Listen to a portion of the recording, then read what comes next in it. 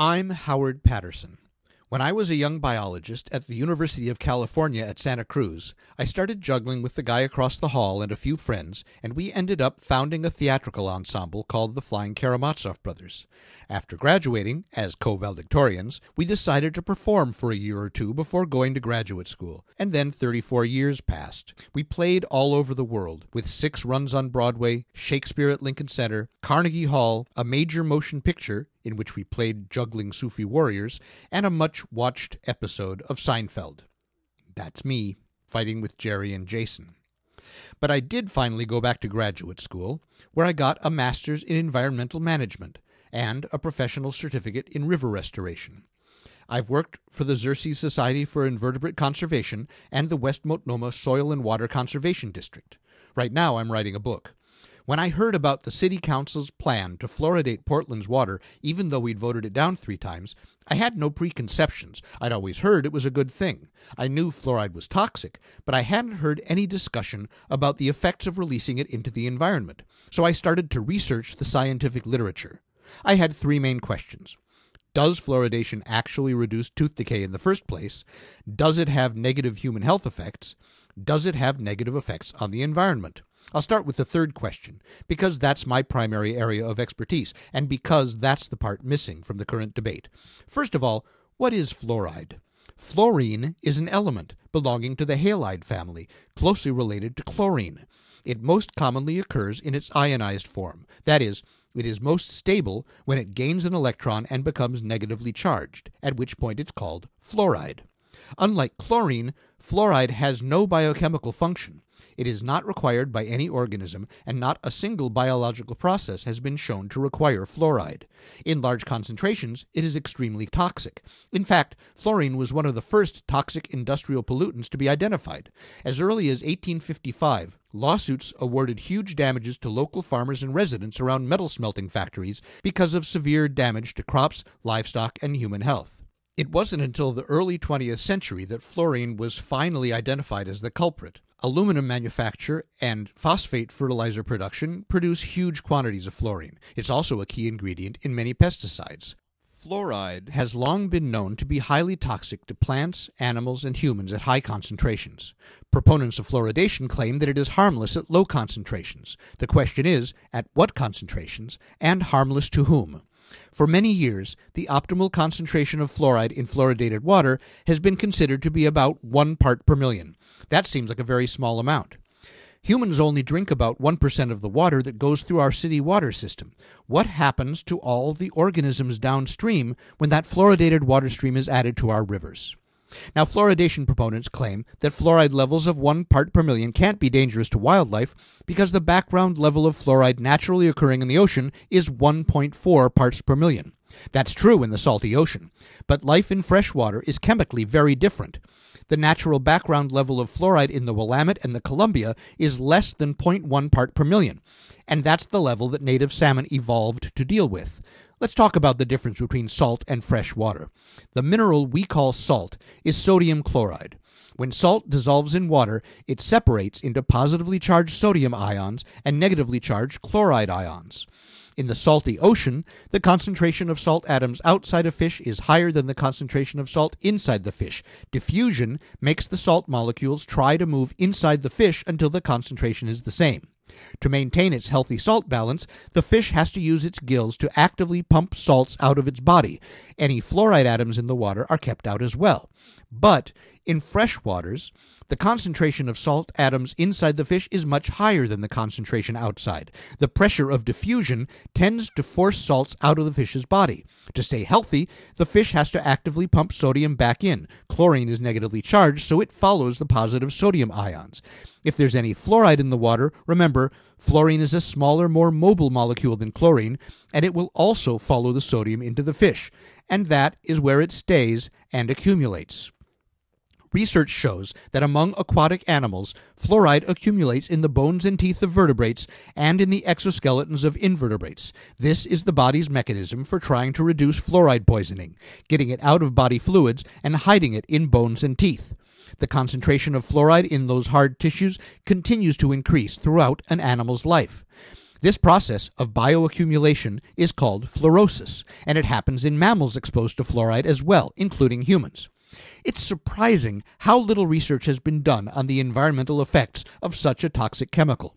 We know from experiments with rainbow trout, Oncorhynchus mykiss, the same species as steelhead, that salmonids, salmon and trout, are more sensitive to fluoride than other fish. Rainbows are flat out killed by doses of about 3.5 parts per million, and as low as 2.7 parts per million. That's actually less than the EPA's recommended maximum level of 4 parts per million.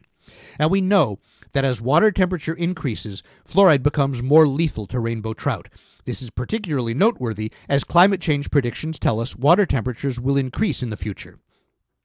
When water has large concentrations of salts like calcium and magnesium, it's referred to as hard water. As water hardness decreases, as the water becomes softer, a small dose of fluoride becomes more lethal to rainbow trout. This is important because water in the Northwest is unusually soft.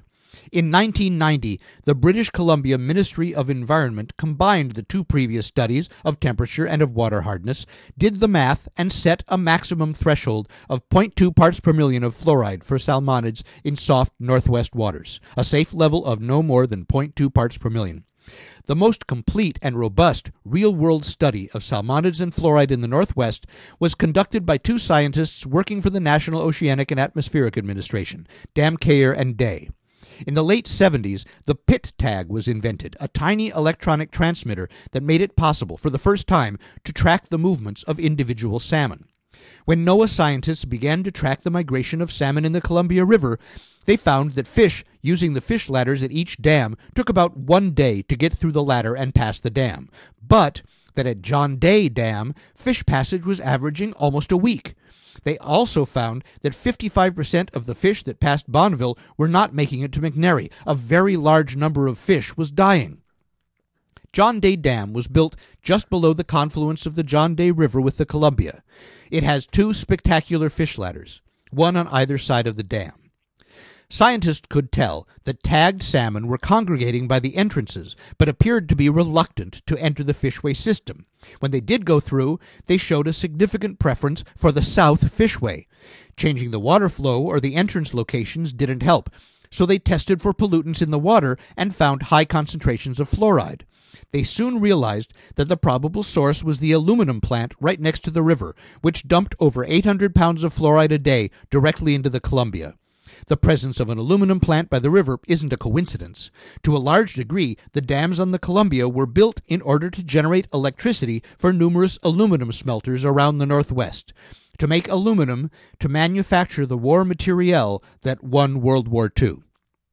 So, Damkeyer and Day established numerous sampling stations around the dam and the two rivers, and discovered levels of fluoride between 0.3 and 0.5 parts per million. In 1983, the EPA came down hard on the aluminum plant and made them put most of their fluoride effluent in a landfill, which cut the amount going into the river by 3/4. The level of fluoride dropped to 0.1 to 0.2 parts per million, and salmon now took about 1 day to pass through either fishway at John Day, and unaccountable loss dropped to 5% or less. To find out exactly what fluoride threshold would not affect salmon behavior and survival, the researchers began an experiment here at Big Beef Creek Research Station in Washington State.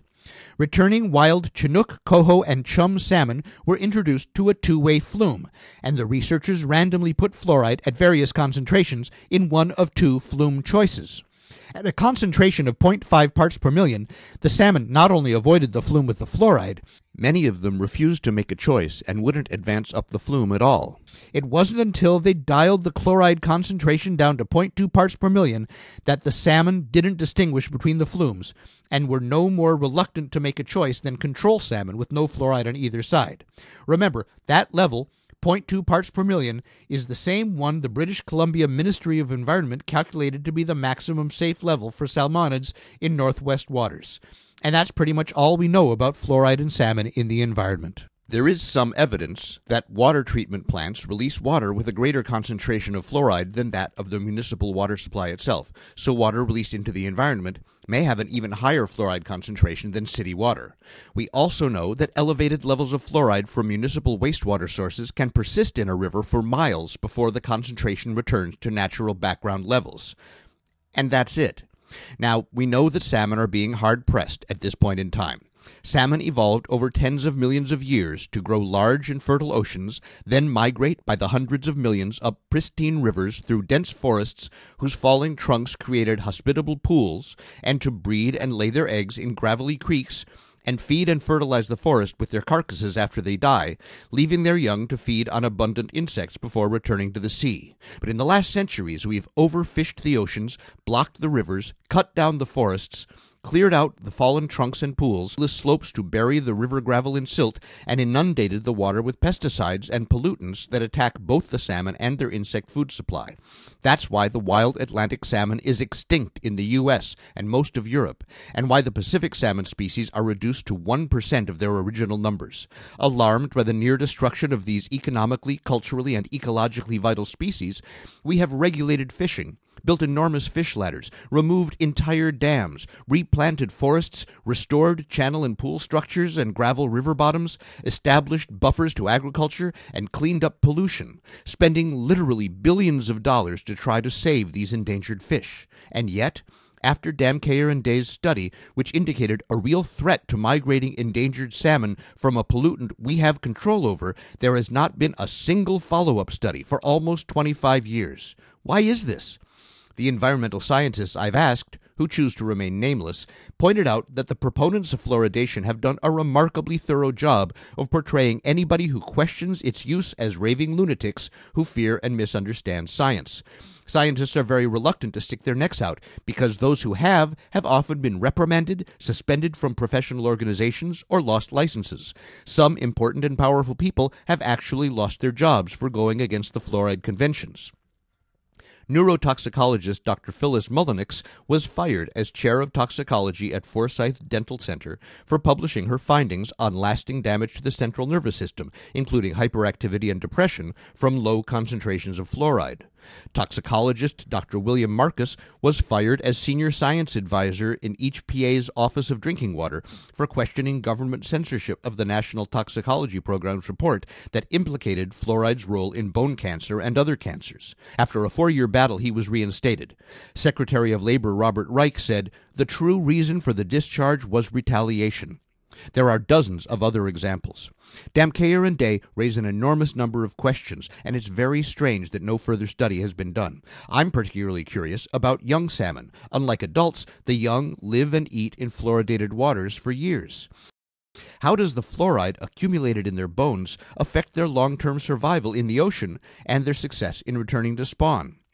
Fluoride is a potent insecticide, and young salmon eat mostly insects. We know very low concentrations of fluoride kill web-spinning caddisflies, one of the major food sources for young salmon. The concentration that's safe for salmon, 0.2 parts per million, is lethal to this insect family. We don't know whether losing that vital food supply in fluoridated water is another source of fluoride stress for juvenile salmon, let alone for the rest of the ecosystem. So, several lines of research show the safe threshold of fluoride for salmon to be 0.2 parts per million. The concentration of fluoride considered optimal by fluoride proponents is about 1 part per million. Fluoride appears to be further concentrated by wastewater treatment plants. It can take many miles for fluoride levels to return to the natural background levels. Last year, the Center for Disease Control became aware that 41% of American adolescents show signs of dental fluorosis, and in response, they modified their recommendation to an optimal level of 0.7 parts per million. This concentration still is likely to have dramatic negative environmental effects. Folks and Anderson, in their thorough review of the existing research, insisted on the 0.2 parts per million level and called for the immediate banning of fluoridation. There's much more to be learned, but nobody to my knowledge is doing those studies. It's worth pointing out that we've put an enormous amount of effort and money into restoring tributary rivers like Tryon Creek and Johnson Creek in an attempt to reestablish salmon and steelhead runs in the Willamette Basin. Now we're talking about dumping into the entrance to that basin and the Columbian Basin a quantity of a pollutant that's been proven to be a barrier to salmon migration. But is some environmental destruction worthwhile if we have a really significant decrease in children's cavities? Let's get back to our 3 original questions. Does fluoride actually work to eliminate tooth decay? The evidence for the effectiveness of topical application of fluoride in toothpastes, mouthwashes, and dentist compounds is very good. Fluoride proponents will tell you that there is an enormous body of research to indicate the effectiveness of water fluoridation in reducing tooth decay. That body of research exists, though many critics have pointed out the poor methodology and poor choice of test populations in these old studies. Some critics have observed that the bulk of that research was largely produced by the Kettering Laboratories of the University of Cincinnati and the Mellon Institute in Pittsburgh, both funded by Alcoa Aluminum, the country's largest fluoride polluter at a time when the Public Health Service, which was the major force behind fluoridation and which began to campaign for it before the first major study of fluoridation was even completed, was under the jurisdiction of Secretary of the Treasury Andrew W. Mellon, the founder both of Alcoa and of the Mellon Institute. These entanglements have caused some critics to question that research's impartiality. So in 1999, to settle the question once and for all, the British Department of Health asked the Centre for Reviews and Dissemination to fund an exhaustive survey of all the fluoridation research that had been done in the world thus far. The study was conducted by the University of York and is known as the York Review. The study, published in 2000, found a median increase in cavity-free children of 14.6% and a median decrease in decayed, missing, and filled teeth of 2.25 teeth. They also found no clear association between water fluoridation and cancers or bone fractures. Policymakers around the world, including our former mayor, trumpeted this as proof of water fluoridation's efficacy. So much so that the CRD issued another report in 2003 called What the York Review Really Found. They felt policymakers were misinterpreting the report and asked them to actually read the whole thing. What the report really found was that there was no good data anywhere in the world, and that so far no new information had changed that opinion. They pleaded for good, high-quality fluoride studies to be done, and warned that more bad studies wouldn't help. So the U.S. National Institute of Health commissioned just such a rigorous study from the University of Iowa, a multi-million-dollar research project referred to as the Iowa Fluoride Study. It is a long-term, ongoing study of over 600 children, carefully monitored since birth. It is the first study ever to examine actual total ingestion of fluoride in its relationship to tooth decay, to fluorosis, and to bone health. The much-awaited first set of results was published in 2009 and was quite surprising to public health officials. They found absolutely no correlation between fluoride ingestion and tooth decay. Let me say that again. No correlation between fluoride ingestion and tooth decay. They did, however, find a significant relationship between fluoride ingestion and fluorosis.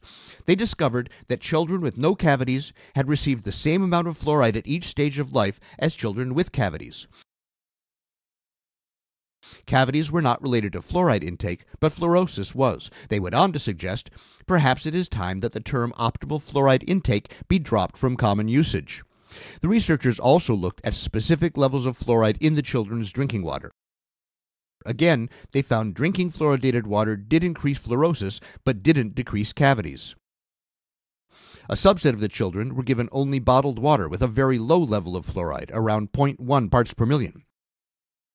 If fluoride were effective, these children should have had a larger number of cavities. But the researchers found no difference between the bottled water drinkers and the fluoride drinkers. Their latest publication showed that more frequent toothbrushing did result in fewer new cavities beginning to form, but that fluoride content of drinking water did not. Now, there has been a general decline in the number of cavities in the United States since fluoridation became popular. As a matter of fact, tooth decay has declined throughout the developed world, even though few countries beside the U.S. fluoridate their water. As this graph from the World Health Organization shows, the same precipitous declines in tooth decay have occurred in countries that fluoridate and in countries that do not. The improvements are probably attributable to better dental hygiene and nutrition, but not to fluoridated water. So, to come back to our original questions, we've seen that environmental research is slim, but there is excellent evidence that optimum levels of fluoridation are harmful to salmon survival and other parts of the ecosystem. We've seen that as far as its effectiveness goes, all the evidence that says it's good is bad evidence, and all the good evidence says it doesn't actually work. What about its safety? Let's ask the scientists responsible for regulating fluoride in the United States. Chapter 280 of the NTEU is the union representing the 1,500 scientists, engineers, and lawyers who work at EPA headquarters in Washington, D.C. The scientists began, like most Americans, with the assumption that fluoride was safe and effective. When they found themselves being pressured to alter scientific results to allow damaging concentrations of fluoride in drinking water, they tried to settle it in-house, but the EPA wouldn't or couldn't resist outside political demands. So the scientists joined a lawsuit against the EPA. As they looked at the mounting scientific evidence, their opposition grew. People were getting too much fluoride, it didn't actually work to improve dental health, and it seemed to be increasingly dangerous. They noted the many forms of damage to the nervous system. In animal studies, unborn babies exposed to fluoride were hyperactive their entire lives. Young or adult animals showed depressed activity. The mechanism seemed to be that key brain chemicals that form the crucial cell membranes of brain cells were depleted. Damage to brain and kidney was found at the supposed optimal level of 1 part per million, even though rats are much more resistant to fluoride than humans. Other research showed that fluoride accumulates in the pineal gland, where it interferes with production of melatonin, disrupting sleep cycles. That inhibition also tends to induce early sexual maturation, both in animals and in humans. The scientists were also extremely concerned about evidence of bone pathology. The National Toxicology Program found bone cancers related to fluoridated water in a 2-year animal study. Numerous studies have found higher incidence of bone fractures in the elderly in fluoridated than in non-fluoridated communities. The union scientists then got active and approached fluoride as the EPA would any other toxic chemical. They calculated what's called the reference dose. This is the safe daily dosage of fluoride based on the new research on neurotoxicity. They found that a person working in Washington, D.C., drinking a quart of water a day at work would receive over 100 times that safe daily dosage. So they filed a grievance with EPA, demanding non-fluoridated water be made available to their employees at work. And Dr. Hersey pointed out the implications for the rest of us. According to the latest research, EPA's standard method for determining toxic risk requires us to stop using our drinking water reservoirs as disposal sites for toxic waste. Remember, the vast majority of fluoride put into U.S. waters for fluoridation purposes is in fact fluorosilicic acid, an unrefined waste product of phosphate fertilizer manufacture. It is contaminated with EPA impermissible levels of lead, arsenic, and other carcinogens. This is not pharmaceutical-grade dental fluoride, but it is exactly what Portland City Council is planning to put into our drinking water and to make us pay for it. The York Review felt that not enough was known about the health effects of fluoridation, but that the implications were so serious that they pleaded for more and better safety studies. Evidence indicates many forms of brain damage, and they wanted a number of tests of fluoride's effect on intellectual ability, including dementia. They wanted to know much more about bone fracture risk and damaging levels of skeletal fluorosis, and whether those risks were higher in people with kidney problems, the elderly, and postmenopausal women. They wanted more information about the effects of fluoride on endocrine function, including thyroid disease, rickets, the pineal gland, and diabetes. They wanted proof that it was safe for the digestive tract and didn't damage fertility. They demanded proof that fluoride didn't damage kidney and liver function, have unusually severe effects on people with compromised immune systems, or cause bladder cancer. So, the York Review felt strongly that they needed much more high-quality evidence before they could begin to judge that fluoride is safe. The EPA asked the National Academy of Sciences National Research Council to review their safe drinking water standard, and in 2006, they released a 3-year study on fluoride toxicity. They found the standard was too high, that it causes significant dental damage and elevates consumers' risk of bone damage. The study recommended that the standard be lowered. Even so, the EPA announced in 2011 that they would not lower the standard. The chairman of that review panel, Dr. John Duell, one of our most eminent toxicologists, said, "When we looked at the studies that have been done, we found that many of these questions are unsettled, and we have much less information than we should." Since then, a series of recent reports, including the National Toxicology Program study and another one from Harvard, show an increasingly strong connection between fluoride and osteosarcoma, a rare bone cancer in children. A new NIH study carried out by Harvard University last year gives even stronger evidence that children who drink fluoridated water have significantly lower IQs than those in non-fluoridated areas. A big part of the problem is that, unlike normally administered drugs, there's no way to control the dosage of fluoride in fluoridated water. Not only does the concentration vary, but some people drink much more water than average. Since water fluoridation began, people have vastly increased their fluoride intake from other sources, including beverages, processed food, tea, pesticide residue, and fluoridated dental products. Exposure can be much higher than the average estimates.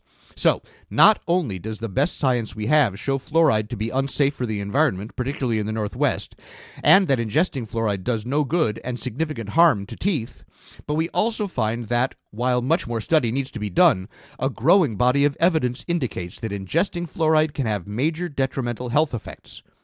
But what about the children? The main argument in favor of fluoridating Portland's water seems to be that poor children don't have access to dental health care, and putting fluoride in the drinking water will rectify this social injustice. The York Review looked specifically at this issue and found that the evidence in its favor was of poor quality, contradictory, and unreliable. In fact, Black and Latino children are significantly more likely to suffer from fluorosis than white children. It's also true that low-income families are more likely to suffer from malnutrition, and thus are more vulnerable to the toxic effects of fluoride. At the same time, they're less likely to be able to afford bottled water or filtration systems to defend themselves once fluoridation begins.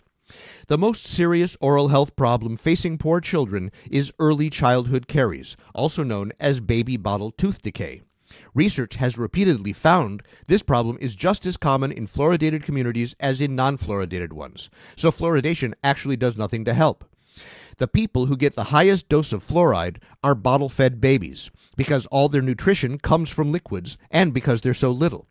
Breast milk is virtually fluoride-free. Mothers' bodies try to protect babies against taking in any fluoride at all. The major risk factor for fluorosis is being exposed to fluoride as infants when teeth are being formed. So many researchers, even the American Dental Association, who are fluoridation's biggest booster, advise parents not to use fluoridated water in making baby formula. Civil rights leader Andrew Young, colleague of Martin Luther King, former mayor of Atlanta, and former U.S. ambassador to the United Nations, after supporting fluoridation for many years, fought it in Georgia in 2011. He was concerned about poor babies being forced to drink fluoridated water. This is an issue of fairness, civil rights, and compassion.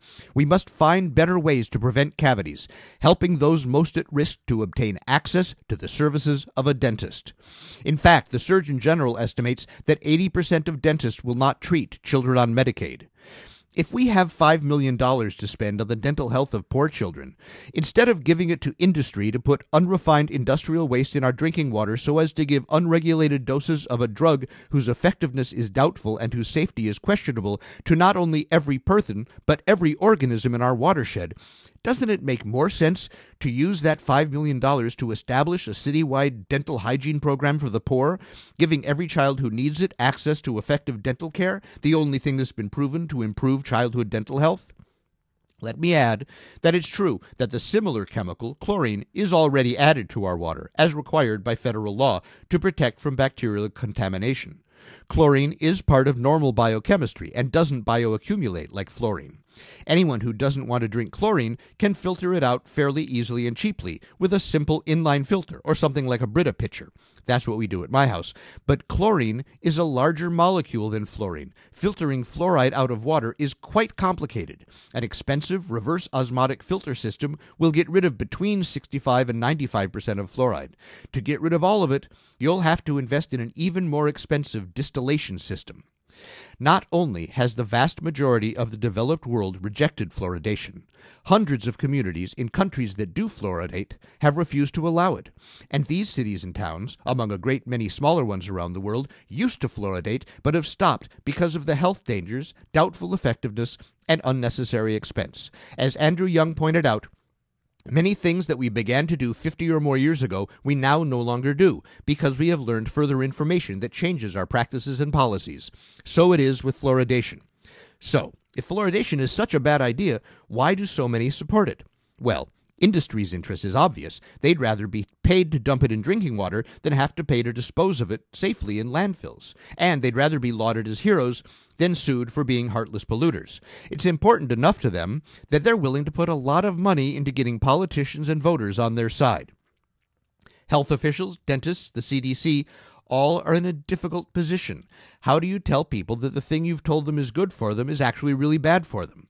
It's hard to turn around that big a ship, and the many-decade commitment that has been made to fluoridation forces many guardians of public health into a state of denial. It may take a change of generation to get a new attitude from the public health community. A great many citizens support fluoridation out of genuine concern for the health and welfare of the population, especially the disadvantaged. Some claim personal experience that has convinced them, but anecdotal evidence is not science, and they are working with outdated information.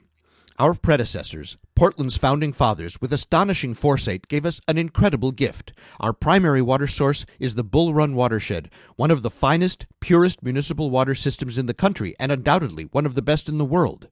Adding fluorosilicic acid, an unpurified waste byproduct of phosphate fertilizer production, to this magnificent drinking water source is a slap to the city's founders' faces and seems incredibly short-sighted. Please join me in voting to keep Portland's water clean, to protect our children, our environment, and the poor from misguided interference with a phenomenal resource. Vote no on fluoridation, and don't forget to get your ballots in by May 21st. Thank you very much.